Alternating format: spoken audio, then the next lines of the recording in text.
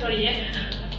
Okey, saya produk ni kawan saya dah perkenalkan pada bulan Januari, tapi saya tak, saya tak pedulikan lah.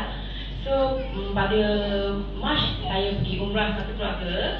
Bila kita balik, saya ada cucu seorang, nak masuk dua. Bila balik, kita kena batuk. So kita kerumunkan cucu tu. Cucu tu pula dia premature baby, dia fragile sikit. So terus 2 hari lepas tu cucu saya batuk dan kena bronchitis, lelah lah. So masuk hospital sampai masuk ICU lah. So kita orang dia first cucu kan, sedih sangat, nangis sepanjang hari kan, tunggu kat hospital.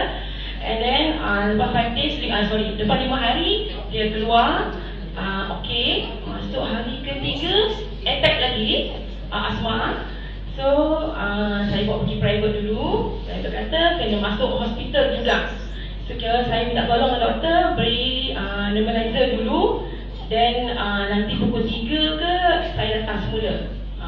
So ya, saya teringat yang kawan cakap pasal produk Max ni. Saya pun terus call dia, pergi rumah dia ambil. Saya sapukan, kat rumah saya sapukan kat anak, kat cucu. Dan lepas 1 jam, cucu yang teruk sangat batuk dengan tak boleh bernampas tu, dia tidur dengan nyenyak. Dan saya janji dengan doktor pukul 3 nak datang, saya bawa semula cucu tu. Doktor cakap, oh, kenapa dah baik ni? Saya tak tahu. Cakap kan, saya tak cerita lah pasal krim nanti susah pula kan. So dia kata, okey, dia kata tak payah masuk hospital, bawa balik lah, dia cakap. So daripada situ saya sampai sekarang cucu saya alhamdulillah sihat walafiat, tak pernah attack lagi. Tapi saya pakai setiap hari lah untuk dia kan. So daripada situlah saya memang yakin sangat dengan Max, terus saya masuk member. Saya dengan suami saya lah masuk member. Okey, terima kasih.